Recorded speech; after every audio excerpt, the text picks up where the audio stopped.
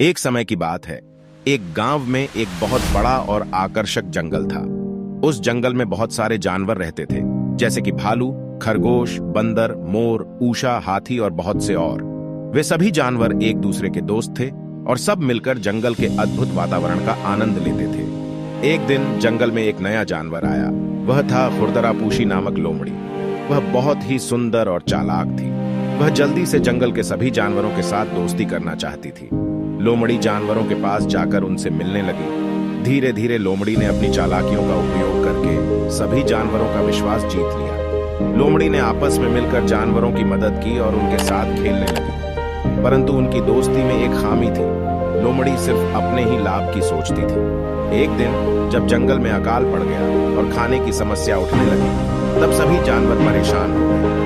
वह चिंतित होकर सभी जानवर लोमड़ी के पास गए और उनसे मदद मांगने लगे। लोमड़ी ने चालाकी से उन्हें बताया, मैं तुम्हारी मदद कर सकती हूँ, लेकिन मेरे लिए एक शर्त है। तुम मुझे हर दिन अपना हिस्सा दो और जब भी मुझे खाने की जरूरत हो तो मैं तुम्हारे साथ अपना खाना बांटूंगी। सभी जानवर चिंतित हो गए और सोचने लगे। इस शर्त को स्वीकार करने के बाद सभी जानवरों ने लोमड़ी के साथ खाना बांटना शुरू किया। लोमड़ी हर दिन खाने का बहुत सारा खासा हिस्सा अपने पास रखती और सिर्फ थोड़ा सा ही बांटती थी। इससे अन्य जानवरों को भूख बढ़ती और वे बहुत परेशान हो गए। एक दिन एक बूढ़ा और दुर्बल बंदर लोमड़ी के पास गया और उससे विनती की, हे लोमड़ी, मुझे खाना चाहिए, कृपया मुझे थोड़ा सा खाना दे दो। लोमड़ी ने उसे ताले बांधकर बांटने से मना कर दिया।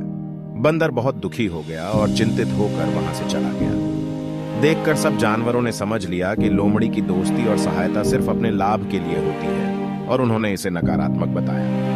जंगल के राजा हाथी ने यह देखा और तत्परता से सभी जानवरों को बुलाया। उन्होंने कहा, मेरे प्यारे जानवरों, हमें इससे सीखना चाहिए कि सच्ची मित्रता में हमेशा सहयोग और विश्वास होना चाहिए। हमें आपसी सहायता करनी चाहिए और दूसरों की मदद करने के लिए तत्पर रहना चाहिए, बिना किसी स्वार्थ के।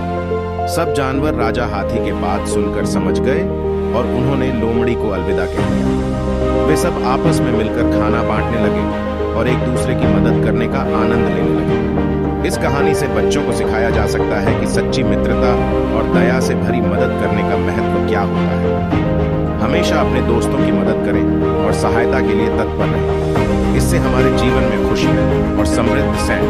A message free research premium.